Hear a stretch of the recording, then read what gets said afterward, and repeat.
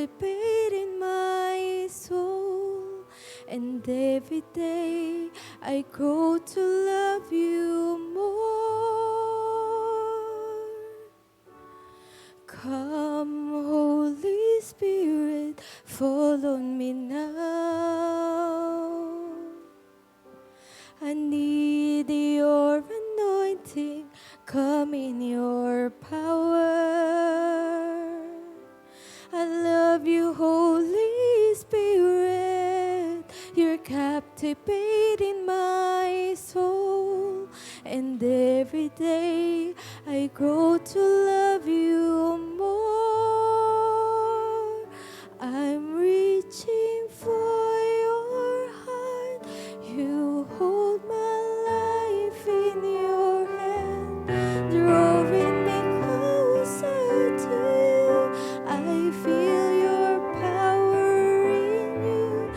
Nothing compares to this place where I can see you face to face. I worship you in spirit and in truth.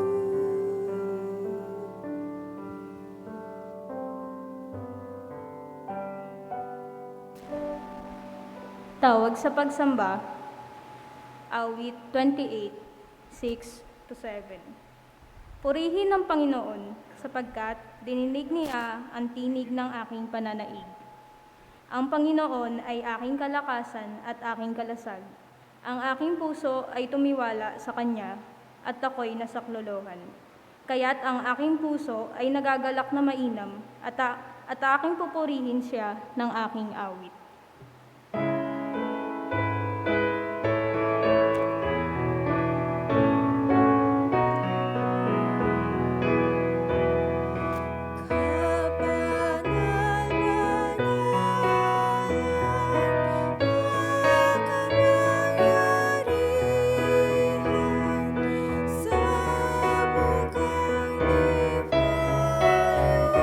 Ika'y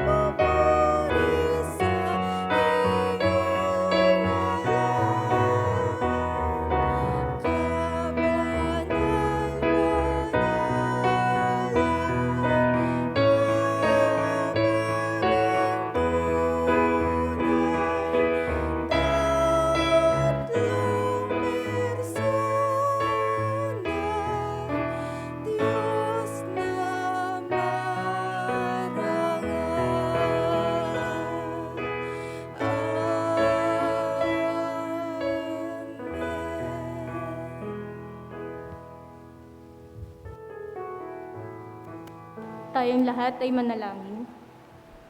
Panginoon naming pinakamakapangyarihan sa lahat, pinupuri ka po namin at pinasasalamatan sa panibagong araw, Panginoon, ng pagpupuri sa iyo, Panginoon. Panginoon, tulungan mo po ang aming praise and worship, si Pastor, Panginoon, na magbibigay ng salita, Panginoon. Panginoon, sa mga may pinagdadaan ng mga pagsubok ngayon sa panahon ng pandemya, Ikaw, Panginoon, ang manguna sa kanilang mga puso't isipan, Panginoon, na Ikaw ay laging may kontrol. Panginoon, ibinibigay po namin sa iyo ang lahat ng papuri at pagsamba sa araw na ito, Panginoon. Ito lamang po ang aming samot dalangin sa matamis na pangalan ni Kristo Jesus na makapangyarihan sa lahat. Amen. Yan, mapagpalang araw ng Panginoon po sa bawat isa. Dahil sa kabutihan ng Panginoon, sama-sama pa rin tayo at nag-iisang sumasamba at nagpupuri sa Panginoon. Kaya marapat lamang nating ibigay ang ating mabuhay, papuri, pasasalamat sa Kanya. Buhay ko nang purihin ka, buhay ko nang sa'yo'y sumamba. Wala nang ibang nanaisin pa, kundi pasalamatan ka. Buhay ko nang purihin ka, buhay ko nang sa'yo'y sumamba. Wala nang ibang nanaisin pa, kundi pasalamatan ka. Buhay ko nang purihin ka, buhay ko nang sa'yo'y sumamba. Wala nang ibang nanaisin pa, kundi pasalamatan ka. Buhay ko nang purihin ka, buhay ko nang sa'yo'y sumamba. Wala nang ibang nanaisin pa, kundi pasalamatan ka.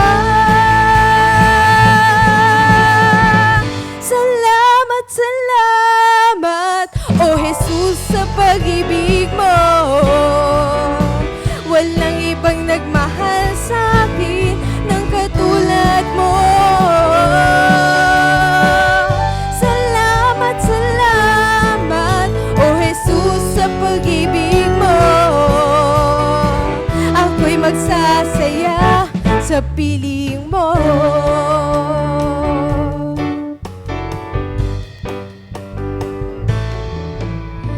Kung aking mamasdan ang kalawakan, hindi ko maunawaan ang iyong dahilan kung bakit ako'y pinili mo tinalagaan. Hindi ko kayang isipin, hindi ko kayang sukatin ang pag-ibig mo, Jesus, na iyong binigay sa akin. Salamat, salamat, O Jesus, sa pag-ibig mo.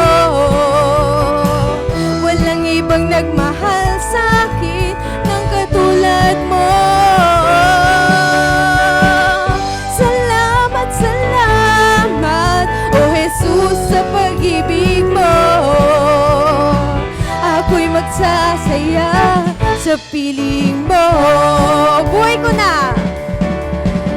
Buhay ko nang purihin ka, buhay ko nang sa'yo'y sumamba. Wala nang ibang nanaisin pa, kundi pasalamatan ka. Buhay ko na! Buhay ko nang purihin ka, buhay ko nang sa'yo'y sumamba. Wala nang ibang nanaisin pa, kundi pasalamatan ka. Salamat, salamat, O Jesus, sa pag-ibig mo. Walang ibang nagmahal sa'kin ng katulad mo. Salamat, salamat, O Jesus, sa pag-ibig mo. Ako'y magsasaya, ako'y magsasaya.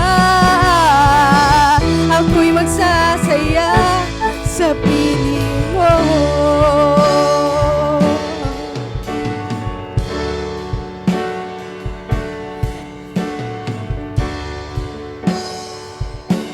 Dahil sa kabutihan mo at sa pag-ibig mo, inaawit pasasalamat ko. Yahweh, walang katulad mo, kung kaya't sumasamba habang ako ay mayroong buhay.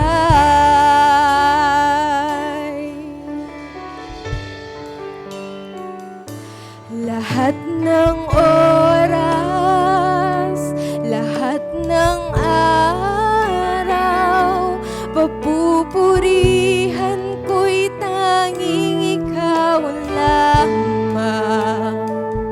Ang aking tinig, maging ang himig sa pagsamba, O Diyos, sa'yo'y iaalay. Dahil sa kabutihan mo at sa pag-ibig mo, inaawit pasasalamat ko. Yahweh, walang katulad mo, kung kaya't sumasamba habang ako ay mayroong buhay. Dahil sa kabutihan mo at sa pag-ibig mo, inaawit pasasalamat ko. Yahweh, walang katulad mo, kung kaya't sumasamba habang ako ay mayroong buhay. Wala kang katulad, wala nang hihigit sa'yo. Wala kang katulad, wala nang papantay sa'yo. Ikaw ang Diyos noon pa man, maging ngayon at kailanman. Sa habang panahon, wala kang katulad.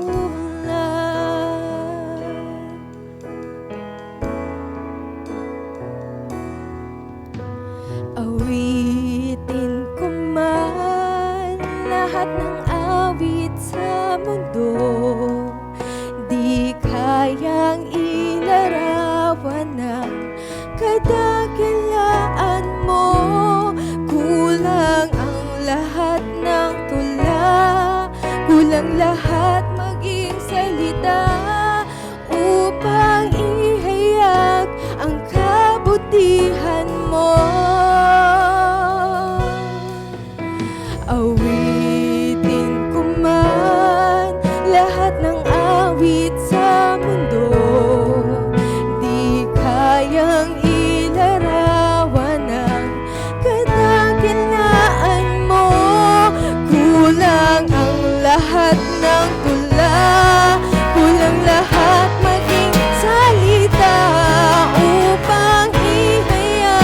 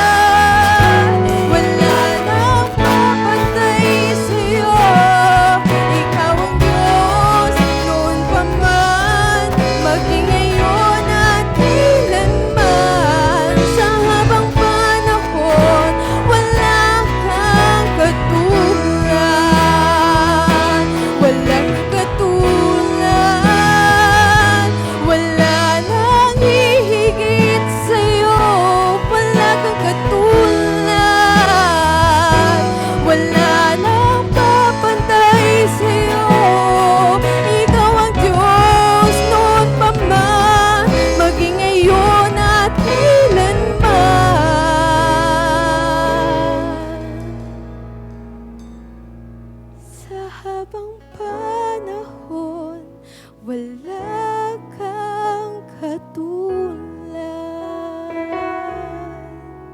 Sa habang panahon, wala kang katulad. Wala, Panginoon, kahit anong bagay ang makakapantay, Panginoon, sa kadakilaan, sa kapurihan, maging sa iyo mismo, Panginoon. Kaya aming itinataas sa iyo ang aming mga puso, Panginoon. Gabayan mo po kami, Panginoon. Sa iyo namin ibinabalik lahat ng aming papuri, mga request, Panginoon, pasasalamat, pagsamba at kaluwalhatian.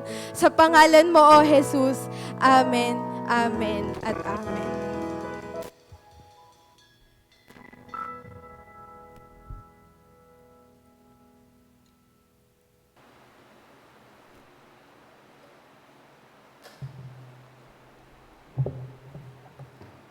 Tayo po muna ay sumandaling dumulog sa Diyos sa tayong manalangin. Ikaw, Yahweh na aming Diyos at Panginoon ng aming buhay, sa inyo po kaming muli ay lumalapit dahil kinikilala naming wala kang katulad.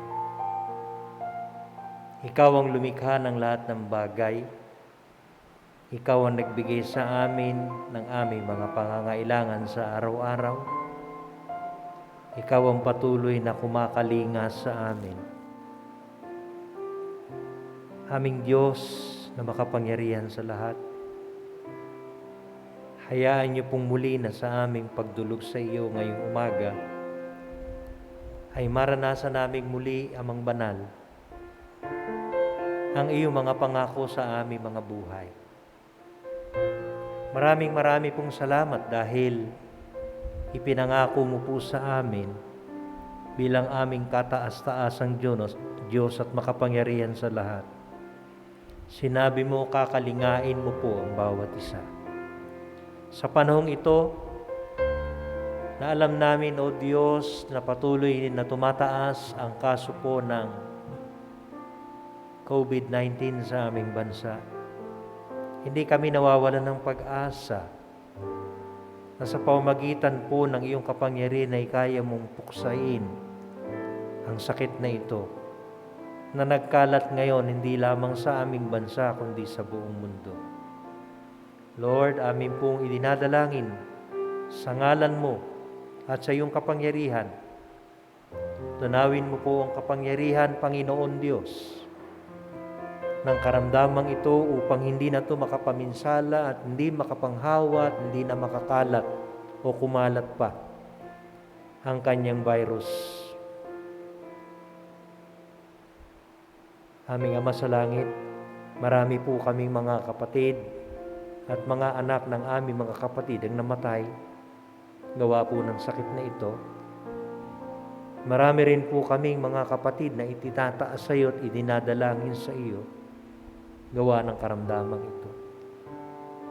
Nihiling po namin sa ngalan mo, Panginoong Jesucristo, hipuin mo po ang mga pusong mayroong kalungkutan, pusong mayroong pagdadalamhati gawa po ng kanila pong mga mahal sa buhay na pumanaw. Pagkaloob mo, Panginoon, sa kanilang iyong kaaliwan at kapayapaan, maging ang aming bansa, patuloy naming idadalangin sa iyo, Lord, ang bakunang kailangan ng bansa po namin. Lord God, in Jesus' name, dinideklara namin, iunat niyo po, Panginoon, ang iyong makapangyarihang kamay. Ipagkaloob mo amang banal ang sapat na pangangailangan ng mamamayang Pilipino. Bagsak po ang aming ekonomiya. Maraming walang makain, marami ang walang trabaho. Sa inyo pa rin po kami lumalapit at sumasandal. Sumasampalataya na makakamtan po ng bansang Pilipinas ang tagumpay. Hawakan mo po ang bansang ito. Hindi lamang sa pandemya, kundi maging sa problema namin sa West Philippine Sea, na kung saan ay nangyayari ang ginagawa ng China upang kami ay gipitin sa sarili naming bansa at karagatan.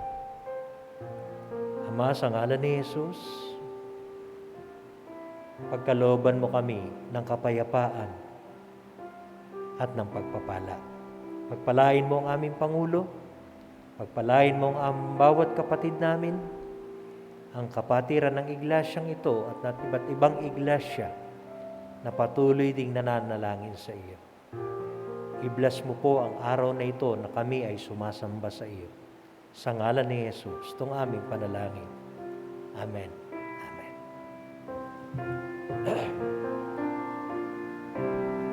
Give thanks with a grateful heart. Give thanks to the Holy One. Give thanks because He's given Jesus Christ, His Son.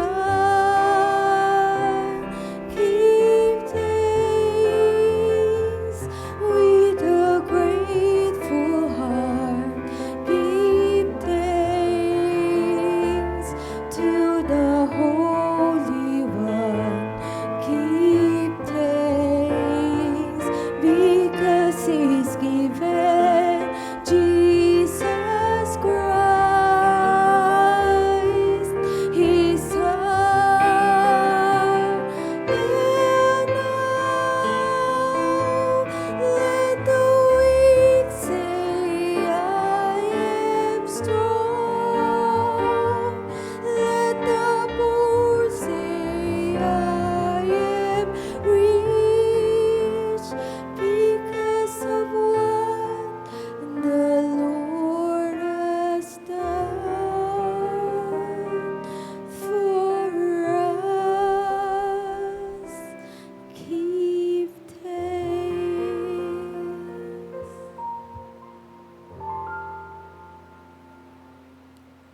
Juan 24 hanggang 31. Ngunit si Tomas, isa sa 12 na tumatawag na Didimo, ay wala sa kanila nang dumating si Jesus. Sinabi nga sa kanya ng ibang mga alagad, nakita namin ang Panginoon. Ngunit sinabi niya sa kanila, malibang aking makita sa kanyang mga kamay ang butas ng mga pako at maisuot ko ang aking daliri sa butas ng mga pako at maisuot ko ang aking kamay sa kanyang tagiliran, ay hindi ako sasampalataya. At pagkaraan ng 8 araw, ay muling nasa loob ng bahay ang kanyang mga alagad at kasama nila si Tomas. Dumating si Jesus nang nangapipinid ang mga pinto at tumayo sa gitna at sinabi, kapayapaan ang sumainyo. Nang magkagayoy, sinabi niya kay Tomas, idaiti mo rito ang iyong daliri at tingnan mo ang aking mga kamay. At idaiti mo rito ang iyong mga kamay at isuot mo siya sa aking tagiliran. At huwag kang di manampalatayahin, kundi manampalatayahin. Sumagot si Tomas at sa kanya sinabi, Panginoon ko at Diyos ko. Sinabi sa kanya ni Jesus, sapagkat ako'y nakita mo, ay sumasampalataya ka. Mapapalad yaong hindi nangakita at gayoy nagsasampalataya. Sumagot si Tomas, gumawa rin nga si Jesus ng iba't ibang maraming tanda sa harap ng kanyang mga alagad na hindi nangasusulat sa aklat na ito. Ngunit, ang mga ito ay nangasulat upang kayo'y magsisampalataya na si Jesus ay ang Kristo, ang anak ng Diyos, at sa inyong pagsampalataya ay magkaroon kayo ng buhay sa kanyang pangalan.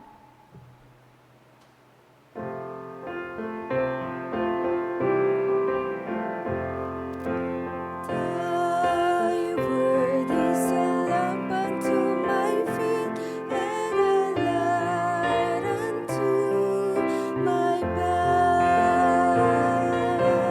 Thy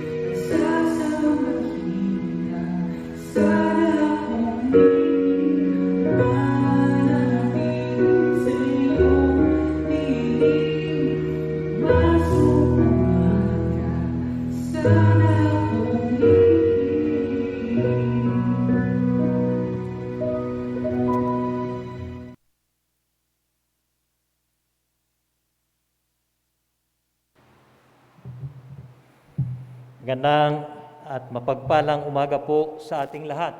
Tunay nga yung inawit sa atin ng kapatid na Ruel ay isang pag-asa sa atin kung tayo po'y mananatili sa lilim ng ating Panginoon. At yan po ang ating kalakasan. Without the shadow of our mighty God, ay hindi po natin mararanasan yung kalinga, yung pag-asang mayroon po tayo sa Panginoon. So muli ay magandang umaga po sa ating lahat. Ngayon pong umagang ito, tayo po ay nasa MECQ. Kaya bilang pag-iingat at pagsunod po sa alituntunin po ng IATF, ay pre-recorded po ang ating pong pananambahan ngayong umaga. Ang pamagat po ng ating mensahe, From Doubting to Believing. At yan ating scripture ay binasa kanina sa John chapter 20 verse 24 hanggang 31. Tayo po'y manalangin sandali. Mapagpala naming Diyos, samahan kaming muli sa aming pag-aaral at turuan kami kung ano ang nais mo na iparating sa aming mga buhay. Sa pangalan ni Jesus. Amen. Alam niyo po tayo, mahilig tayo bilang Pilipino, karamihan sa mga Pilipino ay mahilig po sa tinatawag nating labeling or name calling. Yung pong salitang madalas na ikinakabit sa pangalan ng mga tao o ng isang tao dahil po doon siya makikilala. Okay lang naman kung maganda po o mabuti ang kahulugan po nung pangalang ikinakabit sa tao. Halimbawa, ay si Jojo Tahong. Kilala natin si Jojo Tahong, no? Pag sinabi nating Jojo Tahong, kilala na po yan. O kaya itawagin tayong Totoy Pogi. Ayan. Si Lloyd John, Totoy Pogi. Pero alam niyo po, paano kung ikinakabit sa pangalan po natin ay madugas, budol-budol, o di kaya ex-convict? Hindi po ba kapag ito'y kinabit sa atin, sa tao, parang masakit po iyon? Para bang wala na siyang pag-asang magbago, hindi po ba? Kaya nga, ganyan ang nangyari po sa isang alagad ng ating Panginoong Hesus. Ang pangalan niya ay si Tomas. Sa John chapter 14, na kung saan ay binanggit ni Jesus ang patungkol po sa lugar na inihahanda niya para sa kanyang mga alagad at kanyang sinabi sa talatang 4 ang ganito, "At alam na ninyo ang daan patungo sa pupuntahan ko." And then sa verse 5, sinabi sa kanya ni Tomas, "Panginoon, hindi pa po namin alam kung saan kayo pupunta. Paano naming malalaman ang daan?" Sa tingin ng karamihan, si Tomas po ang uri ng alagad na medyo skeptic. Palatanong at di po kaagad-agad o di kaagad naniniwala, lalo pa sa kung ano po ang pagbabatayan ay ang talatang binasa natin ngayon. Kaya po nga ang bansag po sa kanya ay Doubting Thomas. Subalit, ang hindi alam ng marami sa atin ay ito, Thomas became a dynamic Christian, missionary, and martyr for Jesus. At ayon po sa history, ang kanya pong pangalan sa isa pong lugar, no?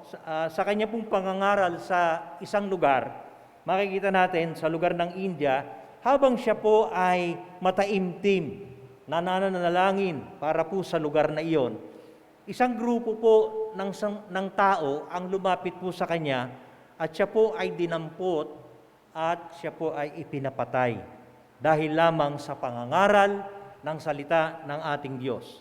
Pero hindi po natin hindi alam ng karamihan ito, no? Kaya nakakalungkot na sa minsang pagkakamali po ng isang tao, di na kadalasang nakikita yung pagbabagong ginawa po ng Diyos sa kanyang buhay pagkatapos noon.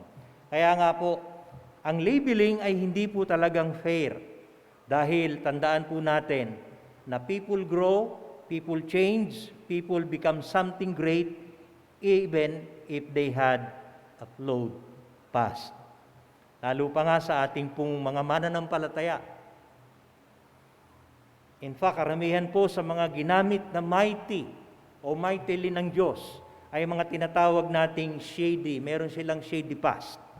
Nariyan po si David, si Jonah, si Abraham, si Jacob at si Pablo at marami po pong iba. Kaya nga po sa pagbubulay-bulay natin sa buhay po ni Thomas ay naniniwala po akong marami po sa atin ay makaka-relate katulad po sa buhay ni Thomas. So dalangin ko po na ang pagbubulay natin ngayon ay magbigay po sa atin ng encouragement sa ating lahat na kahit ano pa po ang label na ibinibigay ng ibang tao sa atin, maaari po niya tayong baguhin at gamitin upang maging pagpapala sa iba. At tulad po ng ginawa niya sa buhay po ni Tomas. Pero tingnan muna natin, sino po ba si Tomas? Siya ay isang original na 12 disciples ng ating Panginoong Jesus. The name Thomas means twin at madalas din siyang tawagin sa Greek name na Didymus. And some Bible scholars suggest that Thomas is a brother of Matthew and James, na anak po ni Alphaeus. At sa talatang ating pag-aaralan, meron pong 3 bagay na maaari nating matutunan sa buhay po nitong si Tomas. Unang-una, doubt not, retreat not. Verse 24.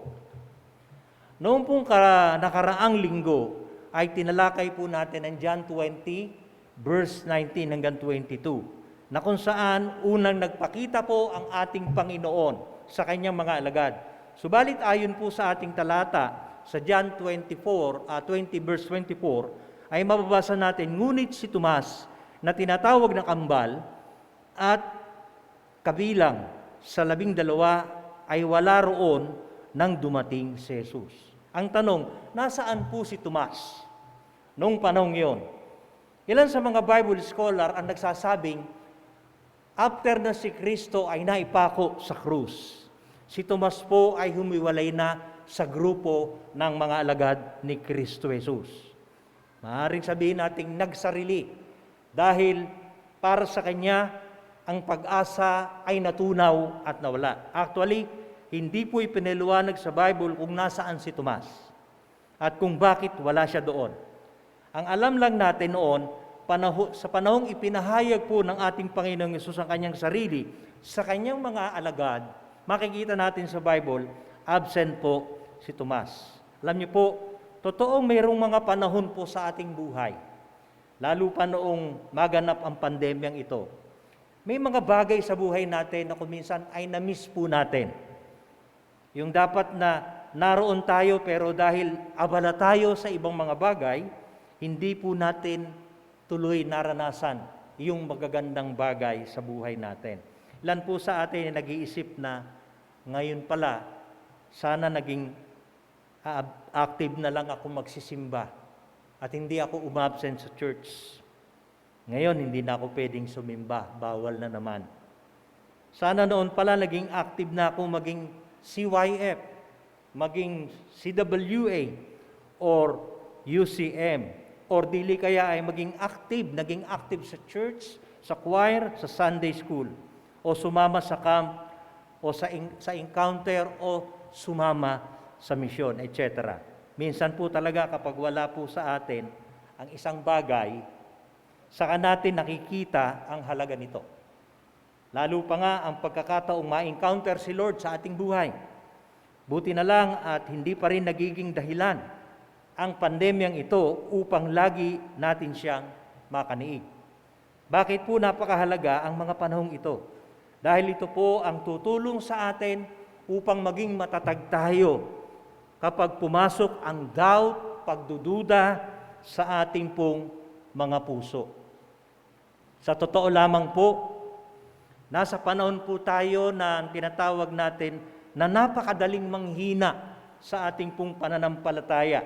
Lalo kapag ikaw ay nawala na ng mahal sa buhay.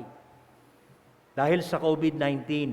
Or tayo mismo ang positive sa virus na ito. Sa panahong nadidepress po tayo dahil wala tayong maipakain sa ating pamilya, sa ating mga anak, dahil sa hirap ng buhay. Alam natin, kailan lamang ang ating government na magbigay ng ayuda. Pero marami po sa ating mga kababayan ay hindi tumanggap ng 4,000 na ayuda. May mga ilan hindi ibinigay ang 4,000, 1,000 lang ang ibinigay. So makikita natin, sa panahon po na ito, marami tayong hirap na mga kababayan. Kaya yung iba sa halip na kumapit po sa Diyos, lumalayo sila at sa iba kumakapit kahit pa nga hindi ito mabuti. Nakakalungkot. But the problem with retreating is when we try to do things our way. We miss what God has planned for us. Yung akala po natin, okay, bandang huli tayo rin pala ang mahihirapan. Subalit dito si Tomas, kung sakali mang tayo po ay manghina o tumalikod sa pananampalataya o mahulog sa tukso, ang sinasabi pa rin sa atin ng ating Panginoon, stop doubting, stop retreating, go back to me. Ikalawa, doubt not, believe. Napakaganda po ng bungad sa kanya ng ibang mga alagad sa verse 25. Sabi roon, kaya't sinabi sa kanya ng ibang mga alagad, nakita namin ang Panginoon. Subalit ano po ang naging reaksyon ni Tomas? Verse 25b, sumagot si Tomas, hindi ako maniniwala hanggat hindi ko nakikita ang mga butas ng mga pako sa kanyang mga kamay. At hanggat hindi ko na ilalagay ang aking mga daliri sa mga iyon at nahahawakan ang kanyang tagiliran. At ito po nga ang naging dahilan kung bakit siya tinatawag natin o nabansangan Doubting Thomas. Bagamat wala po sa Bible yung salitang Doubting Thomas o yung tawag na Doubting Thomas o titulo para po kay Tomas. Imagine, excited na excited po yung mga alagad ng ating Panginoong Hesus nang nagpakita si Jesus sa kanila. At ikinuwento nila kay Tomas ang nangyari noong umagang iyon. Pero marahil ang sagot ni Tomas ay ito, huwe, maniwala ako sa inyo na nakita nyo nga si Jesus. Alam niyo po, ang problema po ni Tomas ay problema rin ng maraming tao sa ating paligid. Hindi naniniwala sa pagbabahagi po ng Ebanghelyo. Minsan sasabihin pa sa atin, ang yabang mo naman, bakit? Nakarating ka na ba sa langit at sinasabi mong pupunta kami sa langit? Or merong mga nakakainsultong bagay na sinasabi sa atin ang mga tao, lalo tigit masakit kung galing pa sa ating mga kamag-anak ang pangiinsulto. Pero naisip niyo po ba minsan ganito tayo? Lord, totoo bang sinasabi mong merong masaganang buhay? Totoo bang ikaw ay Diyos na nagpapagaling? Na kung hindi natin nararanasan ng isang bagay, hindi po natin ito ganap na pinaniniwalaan. Pero alam niyo po ba, kadalasan ninanais ng Diyos na i-stretch ang ating faith, no, na tayo ay manampalataya bagamat hindi nakikita. Because that is what it is all about. Na kapag alam mong susweldo ka ng katapusan, that is not faith. Pero yung alam mo kung walang-wala kang inaasahan, subalit iniiyak mo sa Panginoon ang lubos mong pangangailangan, kiniklaim mo na sa araw na iyon, mangyayari yun at ibibigay mo yun, Panginoon sa akin, and that is faith. The good thing is that the Lord did not give up on Thomas. Kahit hindi siya physically present noong time na iyon, narinig niya si Tomas. Alam niya ang problema ni Tomas. Ang sabi niya sa verse 26 hanggang 27, makalipas ang isang linggo, muling nagkatipon sa loob ng bahay ang mga alagad at kasama nila si Tomas. Nakasara ang mga pintuan, ngunit pumasok si Jesus at tumayo sa kalagitnaan nila. Sinabi niya, sumainyo ang kapayapaan. At sinabi niya kay Tomas, ilagay mo ang iyong daliri dito at tingnan mo ang aking mga kamay. Ilagay mo ang iyong kamay sa aking tagiliran, huwag ka nang mag-alinlangan pa, sa halip ay maniwala ka. Did Jesus rebuke Thomas? Hindi po. Sa halip ay in-address niya ang need ni Thomas. Ganoon din po tayo. Alam ni Lord kung may pagdududa sa puso natin. Kung merong panghihina sa ating pananampalataya, sa loob ng ating kaibuturan, ang kailangan lang po natin ay maging honest tayo po sa Kanya. Si Tomas, bagamat masasabi niyang nagkulang siya sa pananampalataya, subalit he was honest to admit it. Hindi niya itinago ang kanya pong pagdududa. Sa halip ay inamin niya ito. And basically, yan po ang nais ng Panginoon sa atin. Lalo na sa panahong lumalapit tayo o tayo po ay lumalapit sa Kanya sa pamamagitan ng panalangin. Sabihin natin kay Lord yung talagang damdamin po natin. Lord, nasasaktan po ako. Lord, natatakot po ako. Lord, di ko maintindihan ang mga nangyayaring ito sa aming kapaligiran ngayon. But we should stop there. Believe. Sabi ni Lord, huwag ka nang magalinlangan pa, sa halip ay maniwala ka. Christian life is all about faith. And it does not depend on tangible proof. Para kay Thomas, hanggat hindi niya nakikita ang ebidensya na totoong nabuhay na maguli si Jesus, ay hindi siya maniniwala. Subalit tandaan po natin, bagamat may sapat na ebidensya na nagpakita ng resurrection si Jesus, ang maniwala sa isang bagay dahil lamang sa ebidensya ay hindi totoong pananampalataya.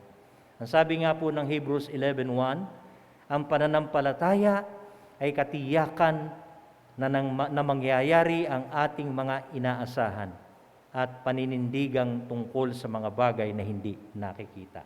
By faith, we are able to believe in God who is unseen yet true.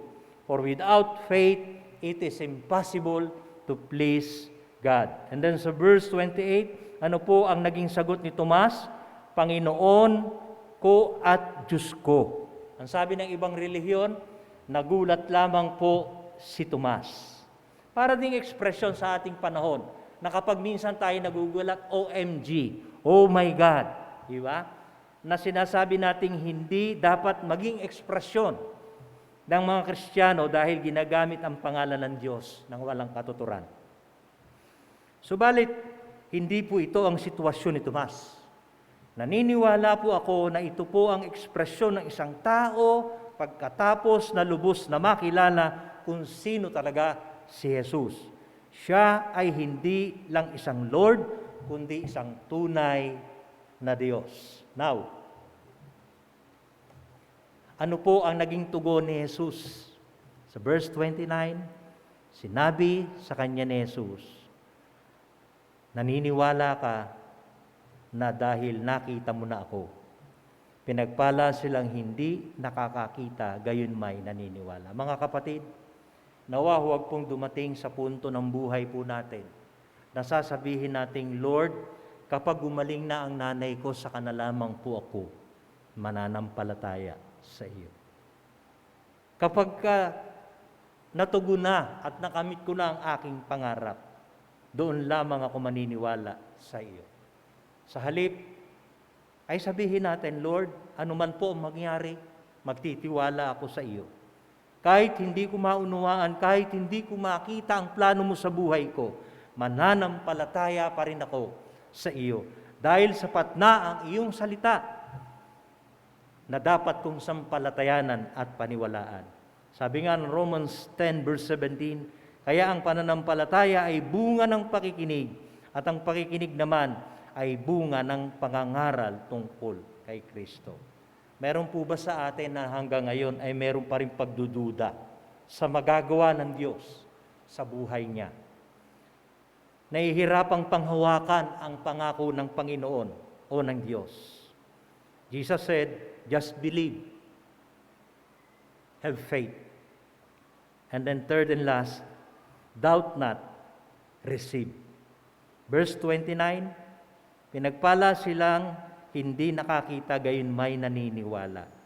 Maraming kababalaghan pong ginawa ang ating Panginoon sa buhay ng mga tao upang makita po nila ang ginagawa ng Diyos at totoo ang Diyos. Katulad ni Tomas, na tumanggap po ng pagpapala pagkatapos niyang makita ang pananampalataya. Subalit ang sabi ng Panginoon, mas pinagpala sila na hindi nakakita, gayon may naniwala. Yes, hindi po natin nakita kung paanong kinalma ni Jesus ang bagyo sa dagat. Subalit maaari po nating panampalatayanan na may magagawa siyang pagkalma o pakalmahin ang mga bagyo sa ating mga puso at buhay. Yes, maaaring hindi natin nakita kung paanong iginulong ang bato sa libingan ni Jesus. Subalit maaari po nating panampalatayanan, aalisin ng Diyos ang mga batong hadlang sa ating daraanan. Yes, hindi natin nakita kung paano siya umakyat sa kaluwalhatian. Subalit maaari nating hayaang siyang manatili sa ating mga puso at maranasan ang kanyang kaluwalhatian sa ating mga buhay. At kapag ginawa po natin ito, then we will be more blessed. Alam niyo po, napakaganda po ng paraan pagkatapos ng sulat po ni Apostol Juan sa chapter na yan, sa verse 30. Ang sabi roon, marami pang mga himalang ginawa si Jesus na nasaksihan ng mga alagad na hindi nakasulat sa aklat na ito. Iniisip ko, wow, hindi po ba nakaka-excite na malaman natin na marami pa palang magagawa si Lord na himala sa buhay po natin. Higit pa sa nalalaman natin at nabasa na po natin. Parang ang sarap alamin kung ano pa ba ang himala ito na sasabihin o sinasabi ni Juan. Subalit katulad po ng kanyang inihayag. Ngunit ang mga nakasulat dito ay isinulat upang kayo'y sumampalataya na si Jesus ang Kristo, ang anak ng Diyos, at sa pagsampalatayang iyon ay nagkaroon kayo ng buhay sa pamamagitan niya. Dito ko po na-realize, mga kapatid, na ang lahat ng mga dakila at kamanghamanghang himala ng Panginoon na nasaksihan po ng mga alagad ay iisa talaga ang layunin. At ito ay upang tayo'y sumampalataya na si Jesus ang Kristo, ang anak ng Diyos. At sa pagsampalatayang iyon, tayo po ay may buhay na walang hanggan sa pamamagitan ng ating Panginoong Jesucristo. And for us, ito po ang pinakadakilang blessing, yung pinakamagandang himala na ipinagkaloob sa atin ng ating Panginoon. Yes, mawalan man ang lahat sa atin. Dumating man ang napakaraming pagsubok na pinipili tayong ilayo sa ating Diyos, sa ating Panginoon. At inilalagay ng kaaway ang pagdududa sa ating mga puso, takot sa ating mga puso. Subalit hindi kailanman ito kayang alisin ang tunay na pagpapalang kaloob ng Diyos, ang pagmamahal ng Diyos at kapayapaan ng Diyos sa ating mga puso at buhay.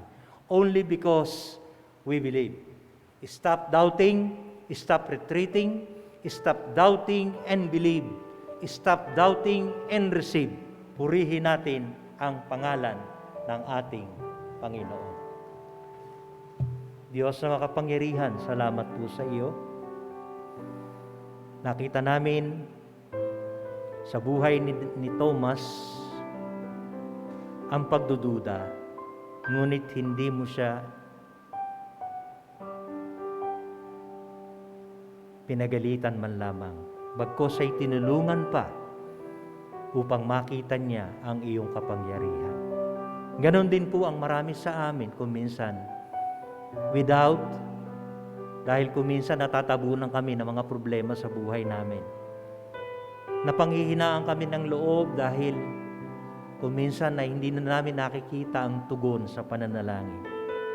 Pero dapat pala hindi kami magduda. Dapat lagi kaming manampalataya sa iyo. Dahil dito makikita namin ang blessing mo para sa aming lahat. Pagpalain mo kami, Panginoong Diyos, sa ngalan ni Jesus. Amen.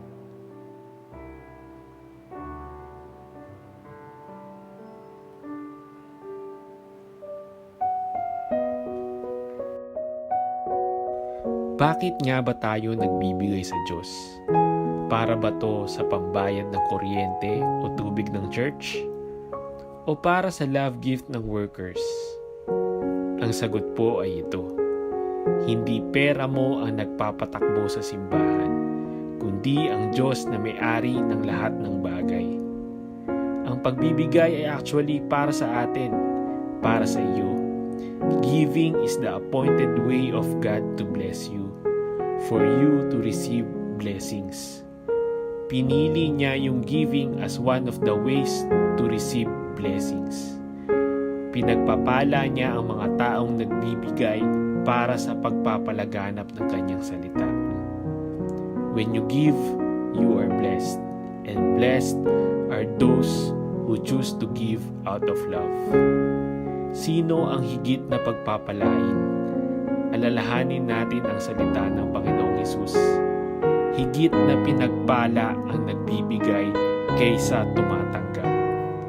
Tayo ay nagbibigay ng ating pangako, handog at nagbabalik ng ikapo bilang pagsunod, pagpupuri, pagmamahal at pagtitiwala sa Diyos na patuloy na nagpupunan ng ating pangangailangan.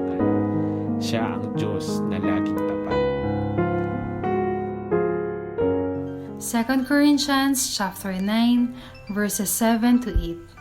Each of you should give what you have decided in your heart to give, not reluctantly or in response to pressure, for God loves a cheerful giver. And God is able to bless you abundantly, so that in all things and all times, having all that you need, you will abound in every good work. To our members and viewers all over the world, here are the ways to give your tithes and offerings. You can do online banking or over the counter. And here's our bank details. Bank name, Bank of the Philippine Islands. Account name, UCCP Salinas Incorporated. Account number, 1283-220776. And SWIFT code, BOPI-PHMM.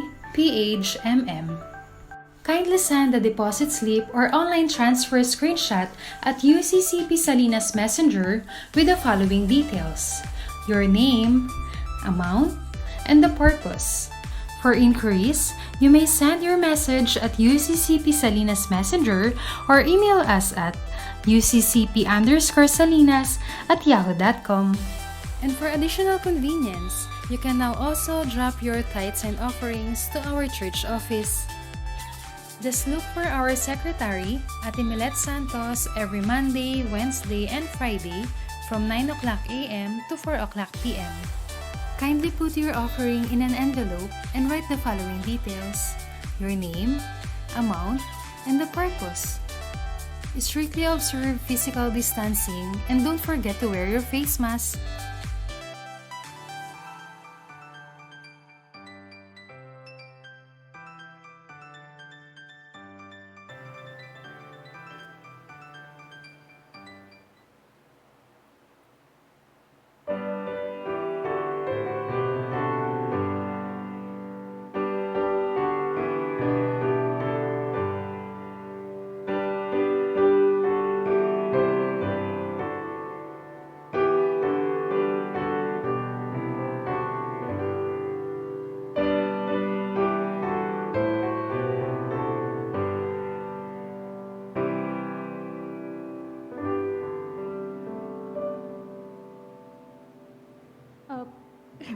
Panginoon naming makapangyarihan sa lahat, pinupuri ka po namin at pinasasalamatan sa lahat, Panginoon, ng blessings na patuloy mo pong pinagkakalob sa amin.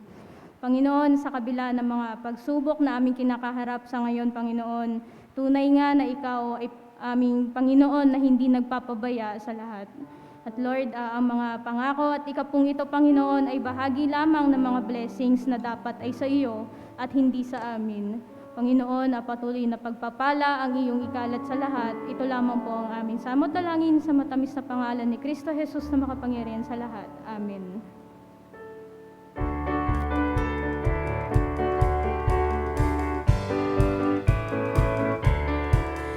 Once again has come your birthday. Once again the time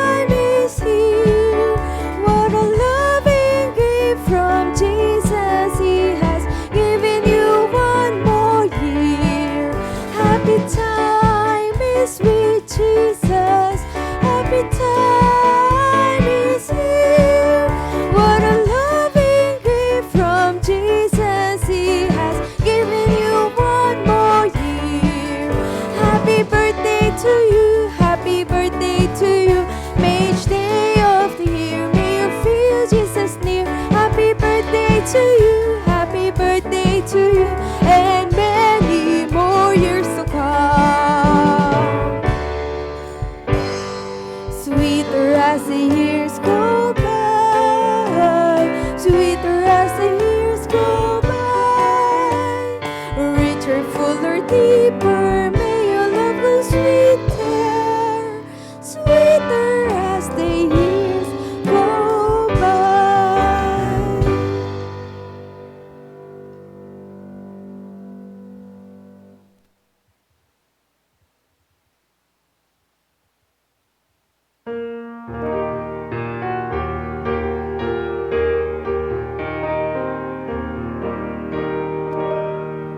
Ang maglingkod Kristo'y kaaliwan, may kagalakan, lubhang dalisay, langit ang gambanan ng katungkulan, may biyaya araw-araw.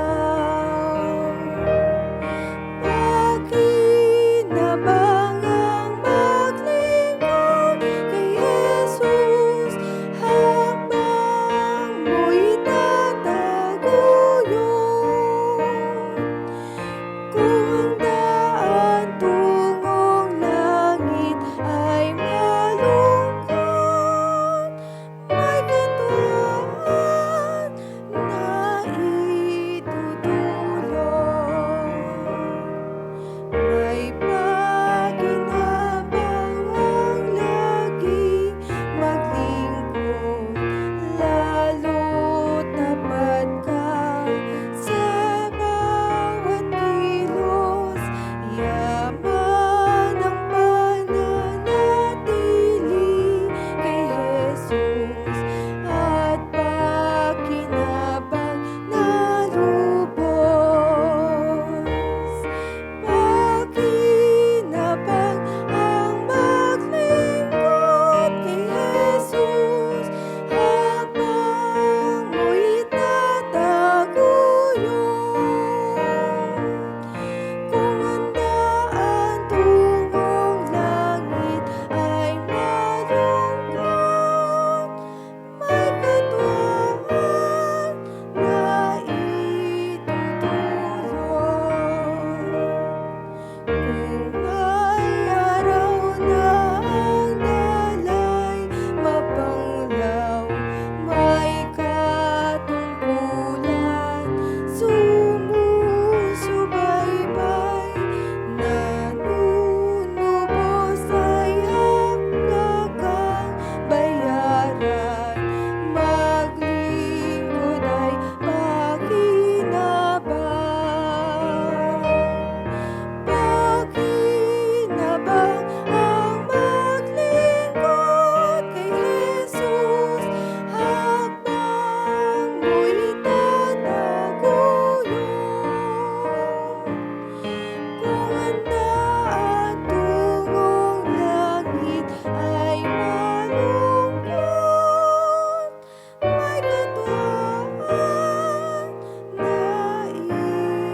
katuwaan na itutulong.